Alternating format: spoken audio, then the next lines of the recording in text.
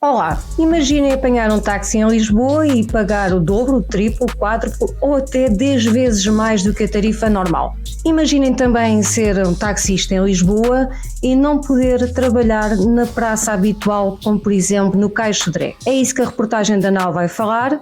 Ouçam então os comentários feitos sobre esta reportagem. Até já. Bom, como em muitas outras reportagens, tudo começa com uma denúncia. Naturalmente.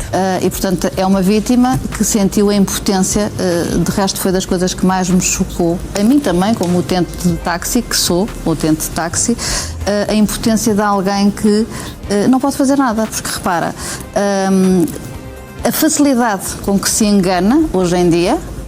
E essa parte eu revivo ali, meu Deus, eu acho que nunca mais vou usar um cartão de multibanco, um cartão bancário ou até mesmo pagar com o meu telemóvel, não vou fazê-lo mais. E depois a impotência de alguém que não consegue fazer nada, porque as vítimas são avisadas pelo banco posteriormente, ou seja, não se apercebem de nada, não se apercebem no momento que foram burladas e no dia a seguir, eventualmente recebem uma notificação do banco que também não consegue bloquear, apesar do dinheiro estar cativo, não consegue bloquear a operação e, portanto, estamos nas mãos destas pessoas, destes burlões, porque estamos a falar de burlões, cada vez mais ativos em Lisboa, pelos vistos. Esta zona está devidamente identificada. Caixo de Sodré, zona do Caixo de Sodré. Zona do Caixo de Sodré. Quando se diz que são brasileiros, de facto são brasileiros os que estão ali, porque não permitem sequer que os taxistas portugueses se aproximem e que estacionem ali, que façam ali o seu trabalho, porque são inclusivamente ameaçados. Portanto, está perfeitamente identificado. E a minha pergunta é, se toda a gente sabe, e inclusivamente as vítimas que existem, é tudo em relação ao Caixo de Sodré, pelo menos o que me tem chegado, ainda hoje me continuam a chegar situações destas. É tudo relativamente ao Caixo de Sodré. E a pergunta que eu faço é, onde é que está a polícia? Porque, de facto, se toda a gente sabe onde é que está a PSP para agir, porque eu vejo lá a polícia e nós próprios detectámos imagens, filmámos imagens da polícia a passear-se por ali e a pergunta é, porquê é que não fazem nada? Tens um desses aparelhos? Comprei, fiz questão, ou seja, isto qualquer pessoa pode comprar. Eu desloquei-me propositadamente, desloquei-me propositadamente à Vorten para comprar, até está em promoção, já nem custa 30 euros, portanto custa 20 e poucos euros, e de facto isto é a grande novidade agora dos burlões. É evidente que alguém que está a ser transportado num táxi e é deparado com um terminal de multibanco para pagar, à partida as pessoas que estão de boa fé pagam. O problema é que a burla, atenção, a burla acontece no telemóvel, certo? Que está... Exatamente. Portanto, isto acontece, os dois estão em contacto, não é? Exatamente, estão os dois em contacto. Agora, é daqui que vai sair o dinheiro. E pode sair, os mais antigos então, saem imediatamente, não há nada a fazer. Não há 24 horas, 34...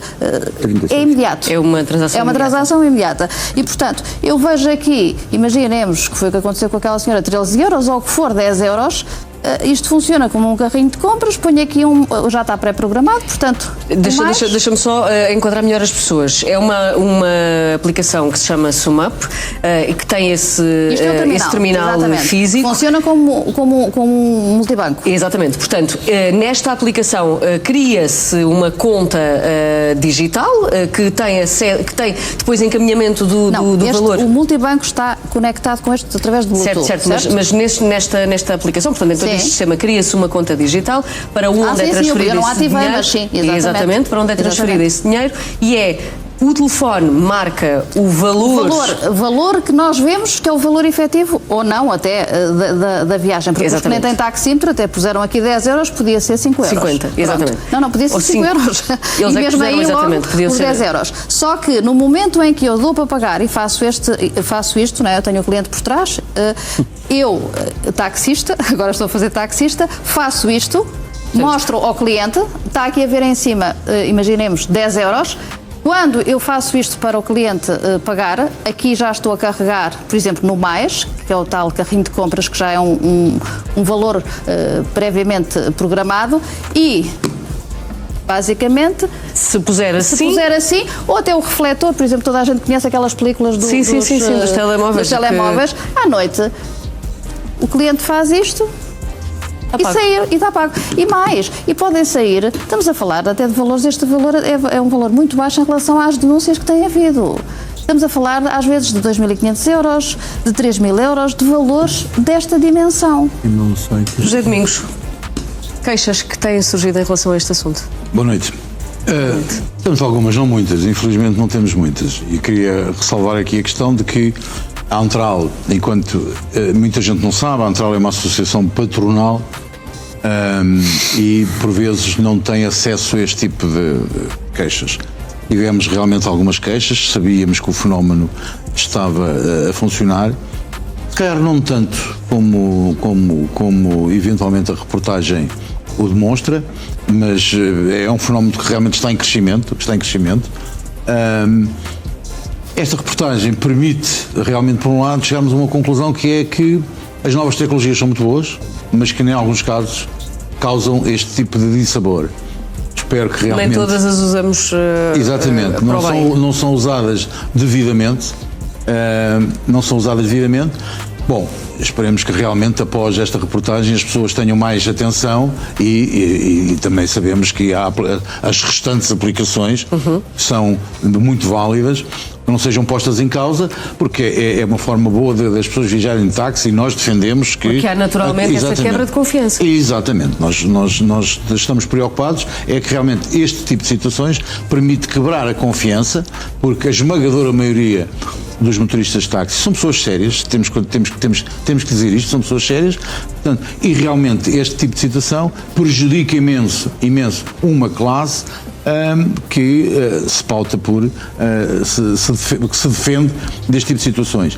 Agora, o que é facto é que isto realmente, como disse a Ana, a fiscalização tem que atuar e tem que punir, acima de tudo.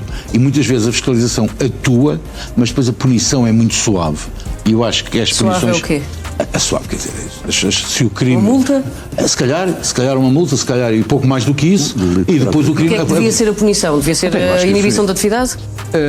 Exatamente, inibição da atividade. Alguns até se calhar nem cap têm, a maioria deles se calhar nem cap têm, mas devia de ser, as penas deviam ser mais pesadas para que realmente o crime não compensasse.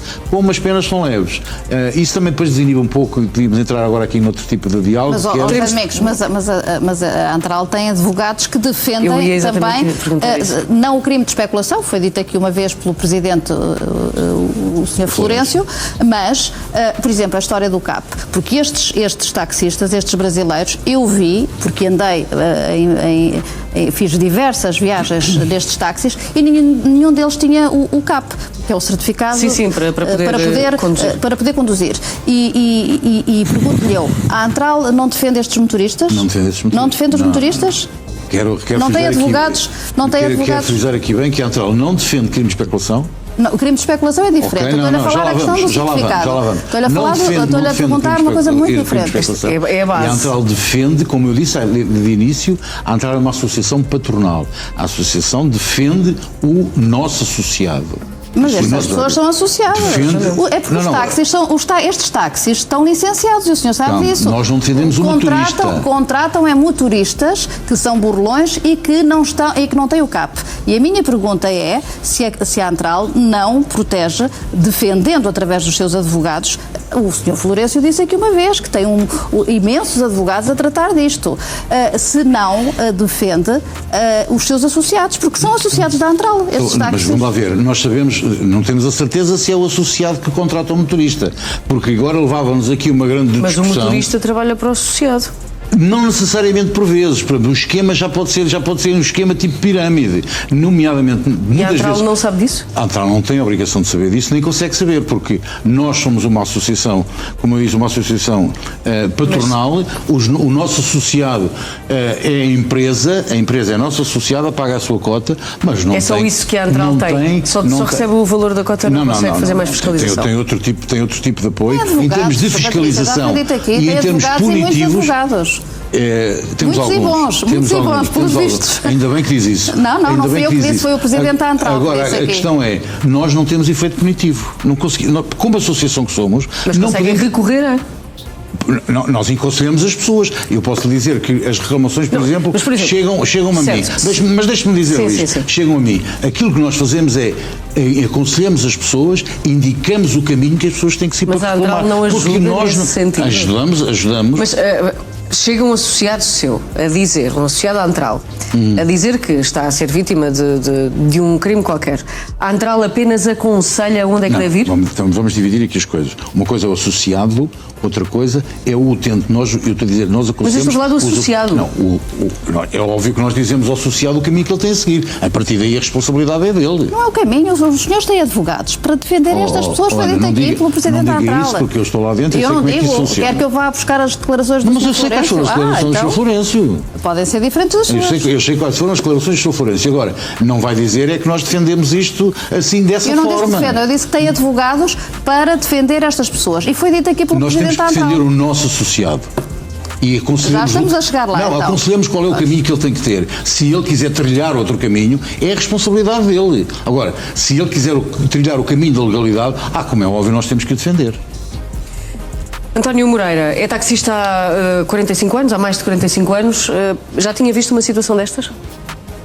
Estou naquela situação de, se me contassem e não tivesse visto, não conseguia acreditar como é que era possível instalar ou ter instalado em Portugal um sistema que foge ao controle das entidades administrativas que são obrigadas a regulá-lo. E quanto a mim não tenho grandes dúvidas que isto tem a ver com o Banco de Portugal, que concede as autorizações, porque não há nenhuma outra forma de trabalhar a nível bancário sem a autorização do Banco de Portugal. Portanto, não consigo entender como é que foi possível deixar passar este conjunto de situações e que este conjunto de situações tenha vindo a agravar da forma que estava.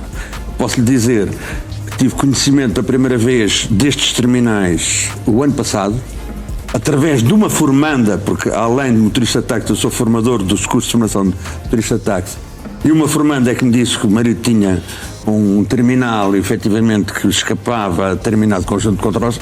Eu vou ser sincero, ela disse, mas eu não acreditei, porque para mim até hoje era inconcebível, primeira questão. Foi preciso ver para crer.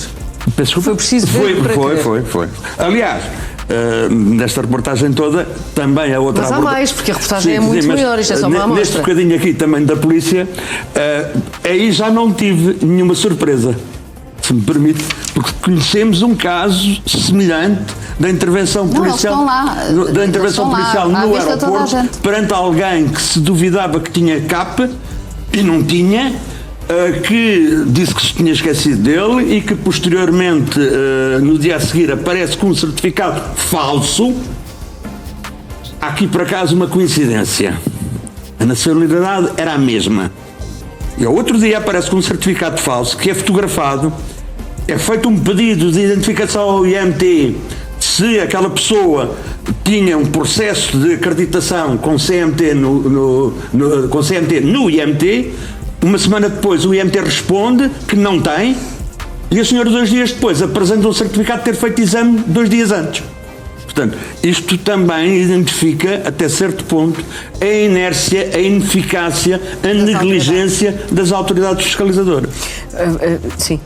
Eu queria dizer aqui o seguinte, partilho em parte da opinião aqui eu vou chamar para Cesário porque é o nome que ele é conhecido. E então, mas a questão do controle das entidades bancárias, eu penso que aqui não podemos imputar muito isso, porque aqui há aqui uma questão que tem a ver um bocado com o software que é utilizado. Sim. E que realmente escapa um bocado ao controle das entidades bancárias. Dr. Pedro Proença, pois esta é uma das questões, não é? Mas há aqui muitas questões de legalidade e ilegalidade à vista de todos. Estamos no mato, autenticamente, isto é a selva. Bem, para esclarecer, antes de mais, que o Banco de Portugal, de facto, não certifica nem aprova este tipo de equipamentos. Isso é certo, eu verifiquei e não certifica nem aprova. Depois, para dizer o seguinte, a Antral também já defendeu publicamente, e não me vai desmentir, a amnistia de motoristas que foram apanhados sem CAP. E isso é público e notório. Pronto. Depois, para dizer o seguinte, relativamente a esta questão do SAMUP, há mais 7 aplicativos, só para as pessoas terem uma ideia, não é só o SAMUP, há mais 7 aplicativos não é só esta caixinha. Não é só esta caixinha, porque amanhã aparece outra caixinha diferente, há mais 7 aplicativos, e deixa-me dizer uma coisa, só para as pessoas terem um bocadinho a ideia como é que isto funciona. Em 2024 começou a detectar-se em zonas turísticas do Rio de Janeiro um conjunto significativo de fraudes praticados a turistas com o equipamento SAMUP. Isto é tudo importado. Por algum motivo, não quer dizer, isto não tem nada de contra, obviamente, os cidadãos brasileiros que trabalham honestamente em Portugal. Eu próprio sou descendente de brasileiros e, portanto, tenho legitimidade para o dizer, mas a questão é que em 2024 começou-se a perceber, nomeadamente em Copacabana, no Rio de Janeiro, que havia um conjunto de taxistas que passou a controlar territorialmente uma zona de Copacabana, impedindo outros taxistas de ali trabalharem, que começou a utilizar esta prática do SAMUP. Para as pessoas terem uma ideia, em 2025 a Polícia Civil Brasileira decidiu tomar conta da ocorrência. Isto também é bom para a nossa polícia ouvir. E eu vou reservar uma segunda parte do nosso debate para falar relativamente à questão policial. Sim. Mas só para tu teres uma ideia, Patrícia, a Polícia Civil do Rio de Janeiro realizou uma mega operação a que chamou um nome engraçado Pecúnia Sanguinis, que desmantelou este esquema numa zona turística do Rio de Janeiro, Copacabana, e em que foram apreendidos, agora pasme-se, a meia dúzia de taxistas que utilizavam o esquema de SAMUP, foi apreendida a quantia aproximada de 10 milhões de reais. Isto em poucos meses de atividade e de fraudes. 10 milhões de reais, para as pessoas terem uma ideia, são quase 2 milhões de euros. Isso foi importado agora para cá, está a ser importado. E temos que abrir os nossos olhinhos relativamente a esta realidade. Agora, se nós não fizermos proativamente como os brasileiros fizeram, apercebendo-se rapidamente, em pouco espaço de meses, que havia esta atividade, provavelmente estes senhores, daqui a algum tempo, podem-se gabar de ter arrecadado valores próximo deste. Boa noite e bem-vindos ao debate do Repórter Sábado. São nossos convidados Ana Leal, jornalista e autora da reportagem, Pedro Proença, advogado, José Domingos, vice-presidente da Antral, e ainda António Moreira, taxista. Boa noite e bem-vindos.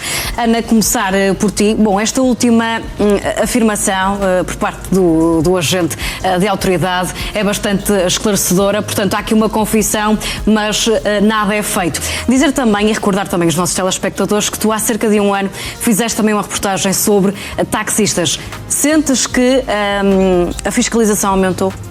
Bom, a própria ANA Aeroportos, que não está aqui neste debate, aliás, como nenhuma outra entidade que devia estar, nomeadamente IMT, AMT e PSP, disse ela própria, aliás, porque nos mandou uma declaração e diz que assume que estas práticas persistem e têm vindo a intensificar-se de forma visível.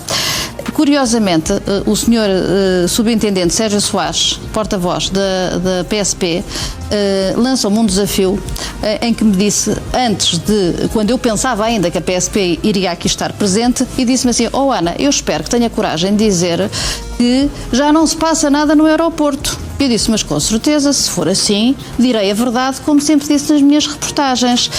Eu não sei porque é que a PSP não está aqui. Agora, o que eu tenho a dizer ao Sr. Subintendente e à PSP é que, infelizmente, eu gostava que ele tivesse razão na provocação que me fez. Porque a verdade é aquilo que nós vimos. Porque estas imagens foram filmadas nas últimas semanas.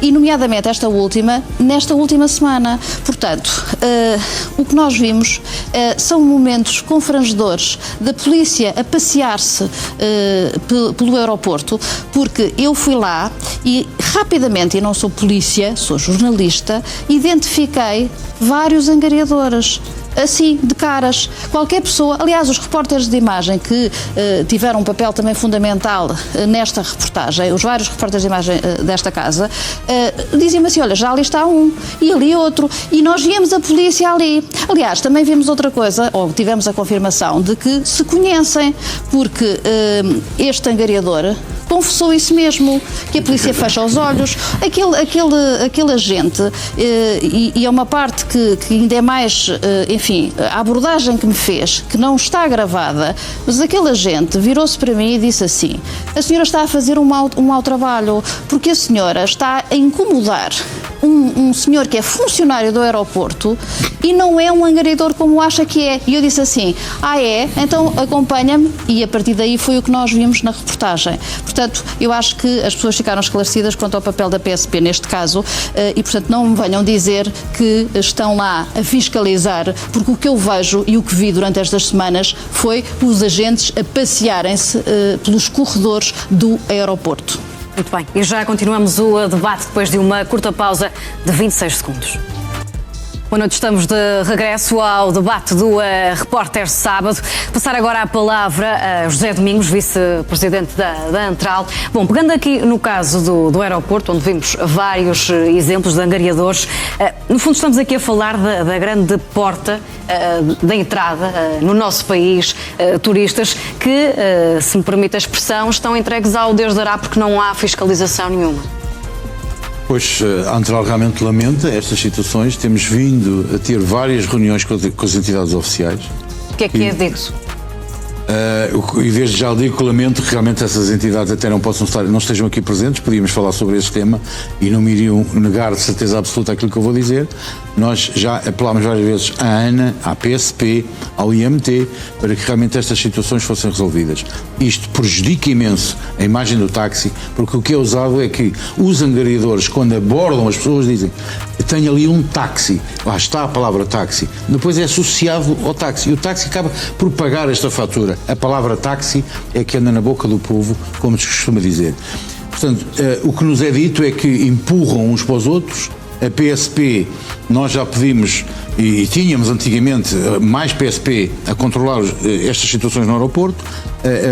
Após a pandemia, a PSP desapareceu praticamente do aeroporto. Pedimos à ANA para que reforce a PSP no aeroporto. A ANA diz que não tem que pagar para que isso aconteça. A PSP mas diz deixe-me que... só dizer que, porque isto foi um comunicado que a ANA me fez chegar hoje, a ANA diz que o reforço de equipas de segurança privada na zona das chegadas, portanto, que terá ela própria feito esse reforço. Estamos a falar então de segurança privada, não de PSP. Pronto, eu estava-me a referir à questão da PSP. Portanto, a ANA diz que não tem que pagar à PSP estar ali. A PSP diz que só trabalha ali e que para trabalhar ali tem que ser remunerada, porque só trabalha de borla, passo o termo, se realmente as coisas forem de interesse público, e aqui não se considera que eventualmente a questão, esta polémica da angariação seja de interesse público. Nós consideramos que sim, porque prejudica, que volto a repetir, prejudica imenso a imagem do táxi e dos profissionais que ali estão, que na maioria dos casos, eu volto a repetir, é gente boa que está ali. Portanto, andamos aqui um bocado no jogo do empurra. Muito bem. E António Moreira, ao fim de 45 anos de serviço, hoje em dia, quando diz sou taxista, as pessoas reagem com respeito ou desconfiança? Bem, eu quero pensar que, tendo em consideração, digamos que a forma como eu me comporto no exercício da minha atividade, as pessoas têm que ter respeito. Isto é uma profissão perfeitamente mais. Eu sou formador dos motoristas de táxi e digamos que nós transmitimos o beabá do exercício da atividade de modo a que qualquer pessoa que sai da formação saiba todas as regras que tem que obedecer e que tem que aceitar e acatar e cumprir. Portanto, daí há um esforço das associações na formação dos motoristas. Agora, tudo isto encalha num sítio. Se não houver uma fiscalização eficaz, e eu vou dar aqui um exemplo. Nós, no período de 1990 a 1996, que eu fui dirigente da Antral, como o Zé Domingos, tivemos um problema com 12 táxis falsos.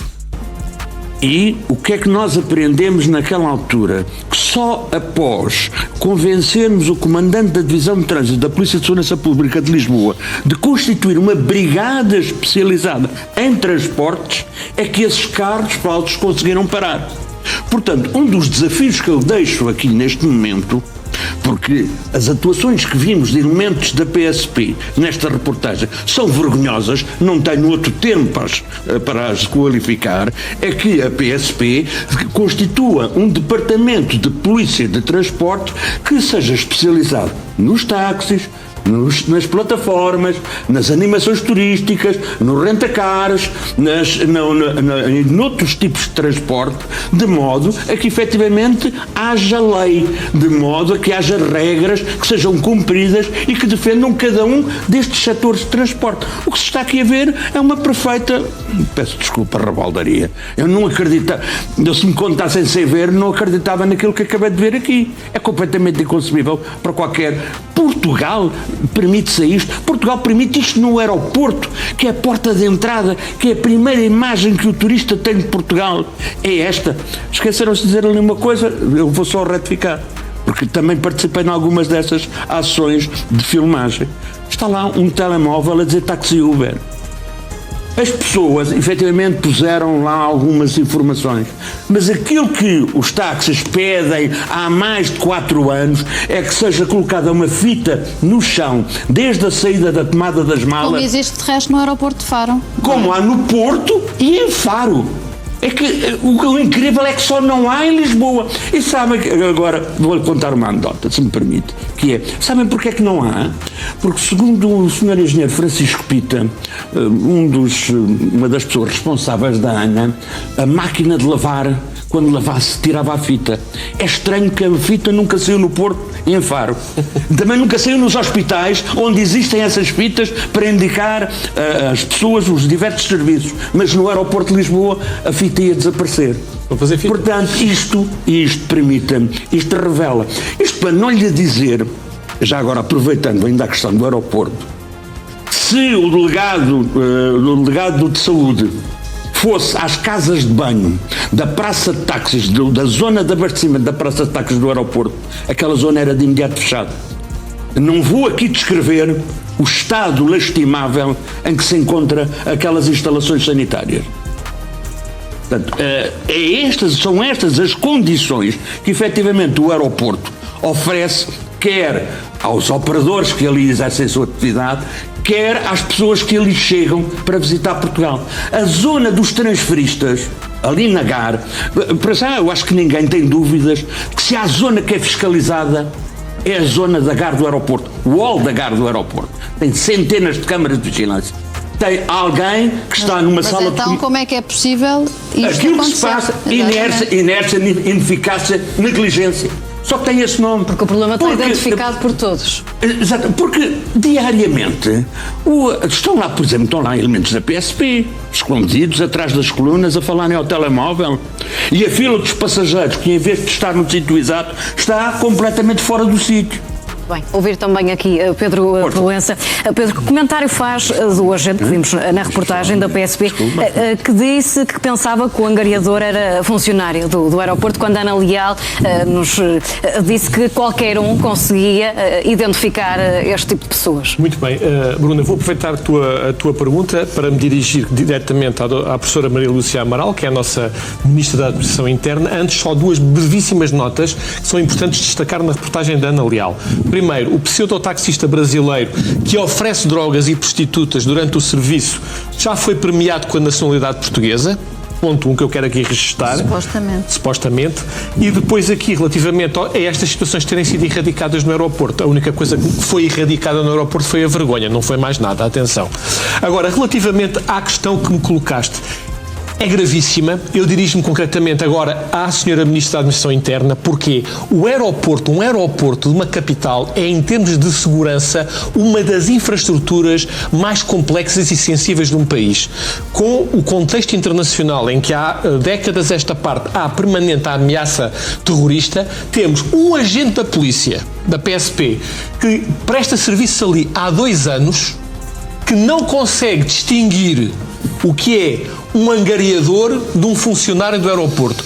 Isto é absolutamente contra qualquer lógica operacional, é completamente atentatório daquilo que são os deveres de zelo, de disciplina e de vigilância da PSP, e eu espero muito sinceramente que esta reportagem traduza-se apenas numa coisa, que a Sra. Ministra da Administração Interna, ou até a Direção Nacional da PSP, se quiser ter um bocadinho de visão nesta realidade, mande a Inspeção-Geral da Administração Interna abrir a competente averiguação para tentarmos perceber como é que um agente que está há 2 anos no aeroporto, num sítio sensível em termos de segurança, não consegue distinguir um funcionário do aeroporto de um angariador. E, portanto, isto é gravíssimo. Eu, enquanto cidadão, não me sinto seguro com este tipo de situações. É a credibilidade institucional da PSP que está aqui, obviamente, em causa, e eu lamento muito ter que dizer isto, mas também não percebo, porque também há aqui falhas de comando e supervisão.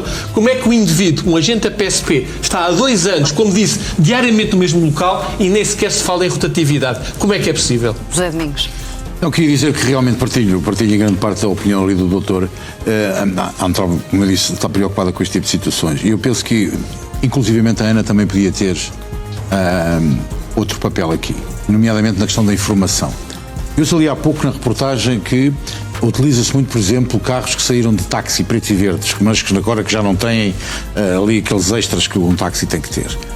Podíamos, por exemplo, passar por aí, e nós pedimos, a Antral já pediu várias vezes, que a cor preto e verde fosse cativa dos táxis.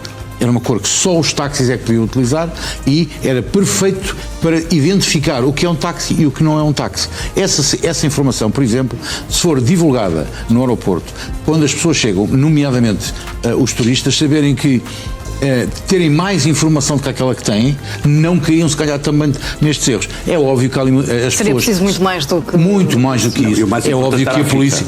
É óbvio que a polícia tem aqui grande culpa na matéria.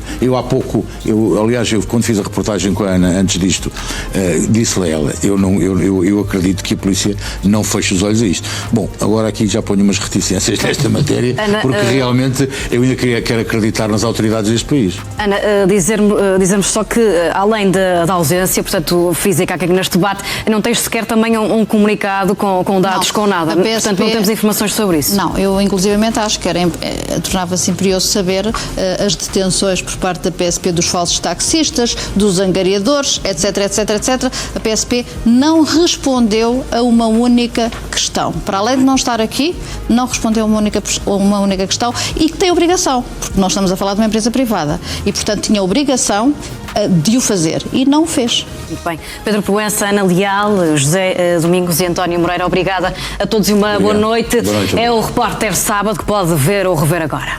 Se gostaste do conteúdo, deixa o teu like, subscreve o canal, ativa o sininho para receber as notificações de novos conteúdos, comenta, partilha nas redes sociais e nos grupos do WhatsApp e Telegram e já sabes, há sempre o lado B de cada história censurada. Até ao próximo vídeo. Tchau, tchau.